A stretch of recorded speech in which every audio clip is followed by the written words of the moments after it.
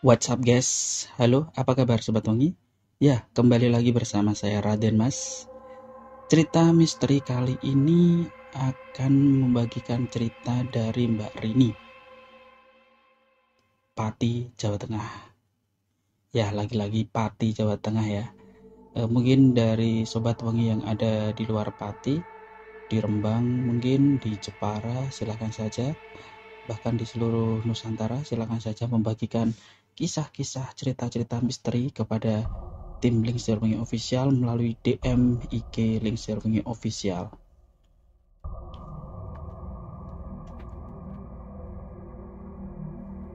Tahun itu sekitar 1980.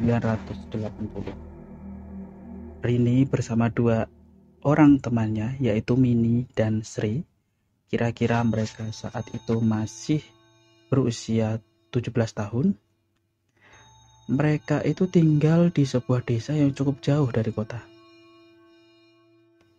Kala itu tontonan seperti wayang, ketoprak, ludruk, ledek menjadi hiburan favorit pada kala itu. Ya, jelas. Pada tahun itu belum ada TV. TV hanya bisa disaksikan di kantor kecamatan. Itu pun pada jam dan hari tertentu. Ya kan Sobat Wangi, kita bisa bayangkan pada zaman dahulu kalau nenek kita pada cerita, ya seperti itulah keadaan. Dan kebetulan hari itu ada pertunjukan ketoprak di desanya. Selepas maghrib, mereka merencanakan untuk pergi menonton pagelaran ketoprak yang memang sering diadakan setiap minggu di gedung serbaguna, bangunan milik Belanda yang kala itu sudah menjadi bagian dari pabrik gula. Ya, selepas maghrib, mereka berkumpul di depan gang rumah mereka. Waktu itu Mini tiba lebih awal. Kemudian selang beberapa menit kemudian Sri tiba dengan membawa obor. Iya, membawa obor karena kita tahu tahun 1980 itu penerangan itu belum begitu belum begitu banyak lah. Jadi mereka itu kalau pergi bawanya obor atau oncor kalau orang Jawa nyebut ya. Hampir 15 menit mereka menunggu kedatangan Rini. Tiba-tiba dari kejauhan Rini berteriak, "Ono jaran, ono jaran, ono jaran. Ada kuda, ada kuda, ada kuda." Sambil kebingungan, Mini dan Sri bertanya, kowe iki lah opo kok jerit-jerit ngono? Kamu tuh ngapain kok teriak-teriak gitu? Ucap Sri. Wah, medeni. Aku pas melaku nang ngarep omahe Pak Wito ono jaran. Duwe sungu, rupane putih, karo mantuk-mantuk. Ya tadi aku pas jalan di depan rumah Pak Wito ada kuda punya tanduk warna putih dan mengangguk-angguk. Ucap Rini. Ya Allah, iku sopo? Apa iku sing diarani jaran sembrani, Rin? Celetuk Mini. Mereka bertiga pun kebingungan. Terhenti sejenak dan saling diam karena takut. Jelas saja, sekitar rumah mereka tidak ada yang memelihara kuda, apalagi kuda dalam bentuk seperti itu. Ya, Sobat Pengi, kuda sembrani itu termasuk mitologi Jawa ya, hewan mitologi Jawa yang keberadaannya masih simpang siur. Itu kuda sembrani ya. Wes piye iki? Sido mangkat ora? Ucap Mini. Ini bagaimana, jadi berangkat nggak? Ucap Mini seperti itu. Dan mereka bertiga akhirnya berangkat untuk menonton pagelaran ketoprak yang memang sudah dinantikan. Mereka dari sudah lama lah ya kan, seminggu sekali kan hiburan di sana. Yang diadakan di gedung bekas bangunan Belanda itu, gedung Belanda itu. Kala itu dengan lakon Wasis Joyokusumo Ya, Sobat Wengi, kalau belum tahu Wasis Joyokusumo, Wasis Joyokusumo itu merupakan putra dari Ki Ageng Penjawi yang merupakan Adipati Pati yang sekarang makamnya itu berada di daerah Gunung Pati, Semarang.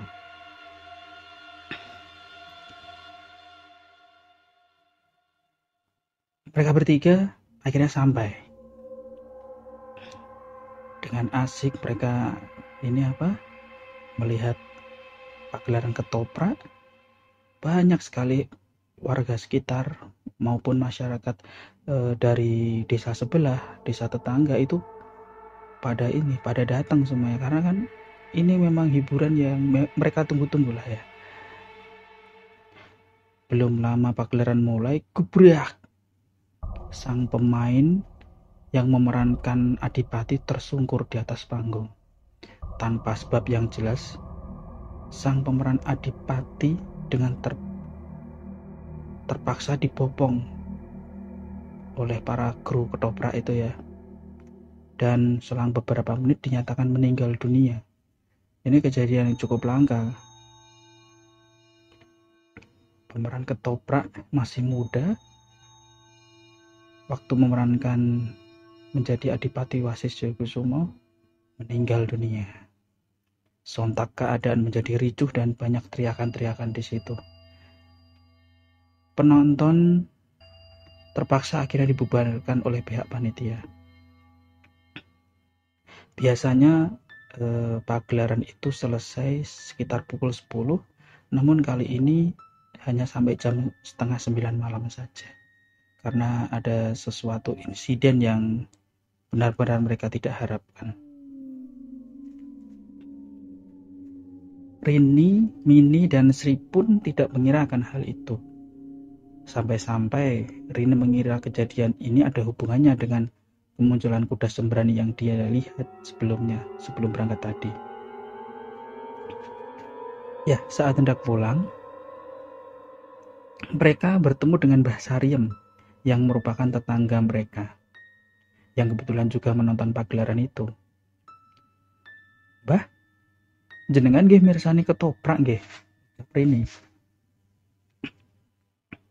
Mbah juga melihat pagelaran ketoprak ini. Nduk Rini, Nduk Mini karo Nduk Sri. Iya, Nduk, aku ndelok karo Mbahmu Samijan kae lho. Lho wong malah blandang sik tuku kacang.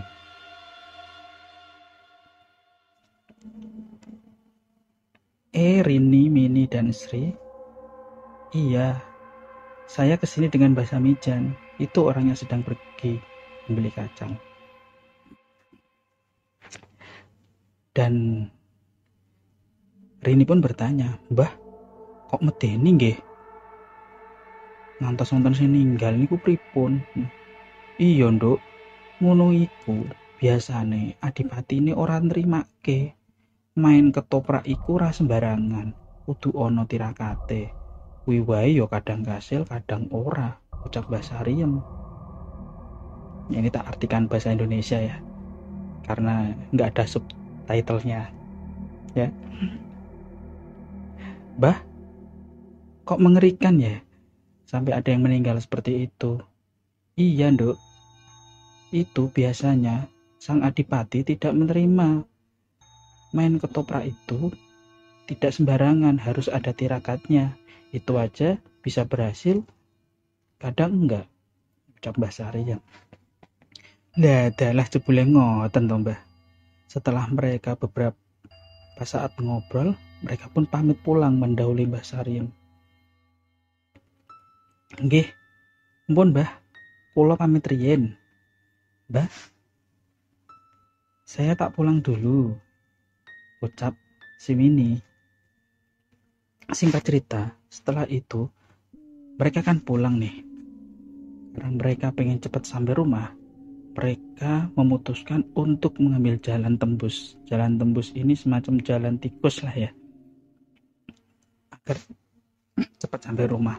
Karena dari awal berangkat mereka sudah ketakutan, kejadian-kejadian yang memang di luar kayak di luar nalar lah ya, ganjil lah ya. Biasanya jarak yang ditempuh itu sekitar 20 menit kalau ini apa lewat jalan utama, jalan desa utama. Tapi kalau lewat jalan ini itu bisa hanya 10 menit toh aja. Dengan obor yang masih menyala, mereka bertiga berjalan dengan langkah sedikit lebih cepat. Ya karena mereka masih takut. Sebenarnya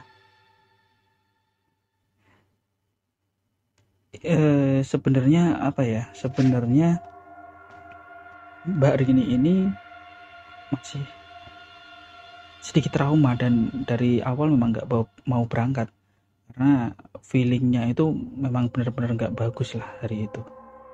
Ya mereka intinya pengen cepat pulang, makanya lewat jalan itu. Di tengah perjalanan mereka tuh harus ngelewatin ini, ada yang namanya pohon asam. Itu pohon asamnya gede dan udah tua banget. Pohon asam ini udah ada sejak zaman buyutnya Rini masih ada. Lokasinya berada di tengah-tengah, jadi kayak semacam pertigaan, ada bunderan gitu ya, bunderan itu di tengahnya ada pohon asam di situ, dan salah satu arah dari pertigaan itu langsung menuju rumah mereka, dekat gitu loh ya.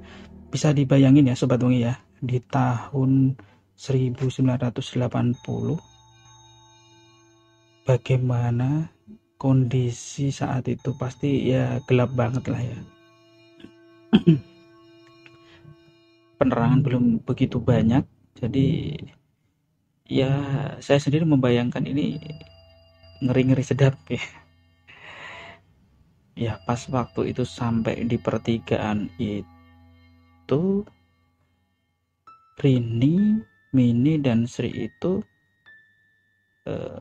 agak takut sebenarnya. Mereka udah merinding duluan sebelum sampai. Pas mau sampai itu mereka sudah merinding duluan ya, karena pertigaan itu sudah dari lama sering terjadi kecelakaan sepeda, kecelakaan motor, hingga truk di situ tanpa sebab yang jelas.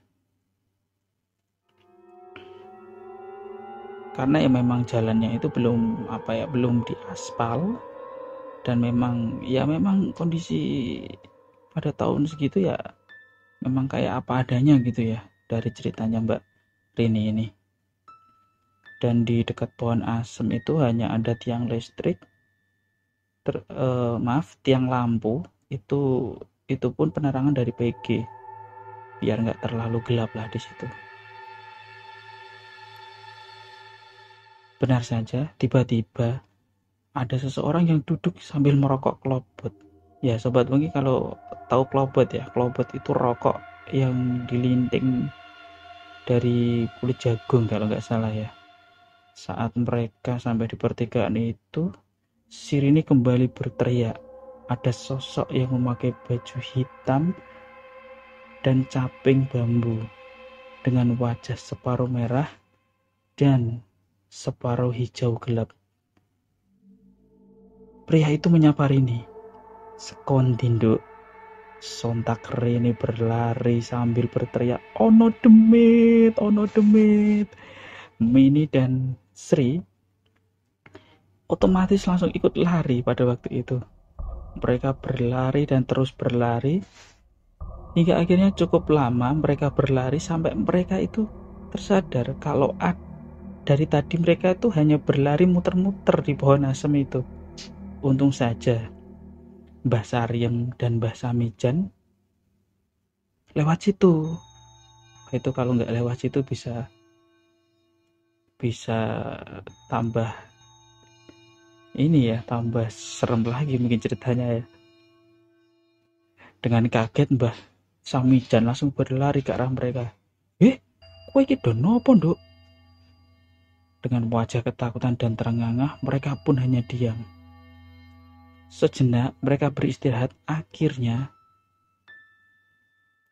mereka diantar pulang oleh Mbah Sarim dan Mbah Samijan ke rumah masing-masing. Di tengah perjalanan itu, Rini menceritakan kejadian mereka yang alami tadi, hingga kenapa kok bisa sampai muter-muter di situ. Wah, kowe iki cara Jawa kesandung oyot mimang, Nduk. Nek ora ana wong sing ngerti, iso ngasih pirang-pirang dino isih ning kono, ucap Mbah Samijan. Kamu itu, kalau orang Jawa bilang, ini tersandung oyot mimang, Nduk. Kalau nggak ada orang yang tahu, kalian bisa berhari-hari di situ. Ya, itu dalam bahasa Indonesianya ya. Kurang lebih seperti itu. Wes, ayo, do mulai tak terke nang omahmu dewe-dewe. Nggih, Mbah, matur nuwun, ucap mereka. Keesokan harinya, Rini jatuh sakit. Jatuh sakit, iya karena itu sebabnya ya mungkin ya. Ya memang itu. Setelah dari pasar, Mbah Sariem ini mampir ke rumahnya Rini. Mbah Sariem mau cerita kepada ibunya Rini kalau semalam itu habis nonton ketoprak, Rini dan teman-temannya itu ketemu muter-muter di pohon asem. Sontak mendengar cerita itu, ibunya Rini kaget dan langsung membawa Rini ke rumah Mbah Kijan. Mbah Kijan sendiri dikenal sebagai seorang paranormal yang hebat kala itu. Tanpa tahu maksud dan tujuan, Mbah Kijan pun berkata waktu sampai di rumahnya Mbah Kijan ya, Nduk Rini kecatet Nduk. Wis mulai mengko tekan omah banyu iki ombekke. Ngodak yo adem. Tanpa ibunya berkata, tanpa ibunya belum dipersilakan duduk sudah bilang gitu Mbah Kijan. Rini ini kecatat itu kayak semacam kesambet ya. Ya, kesambet di situ. Wes, sudah segera pulang. Nanti kalau sudah sampai rumah, minumkanlah air ini. Nanti akan adem panasnya. Benar saja, setelah minum air dari Mbah Kijan, Rini langsung sembuh saat itu juga. Setelah dirasa sudah tenang, akhirnya Rini menceritakan kepada kedua orang tuanya kejadian semalam. Dari melihat kuda sembrani, melihat ketoprak, hingga pemerannya meninggal, ketemu pria dengan wajah yang separuh-separuh, dan sampai muter-muter di pohon asem itu. Dan pada akhirnya tahun 1989, pohon asem itu tumbang karena usia dan faktor alam. Sejak saat itu, kejadian-kejadian aneh di sekitar pohon itu semakin menghilang hingga saat ini. Dan informasi terakhir, Mbak Rini mengatakan kalau sekarang lokasinya itu sudah menjadi perumahan di salah satu desa di Kabupaten Pati. Ya, Sobat Wengi, itulah sedikit pengalaman misteri dari Mbak Rini, Pati, Jawa Tengah. Terima kasih bagi seluruh Sobat Wengi yang telah menonton, mendengarkan, memberi like dan komennya. Dan bagi Sobat Wengi yang memiliki cerita-cerita misteri, silahkan join untuk kami bagikan cerita-cerita misterinya. Sobat Wengi bisa menghubungi DM IG kami @lingsirwengi_official.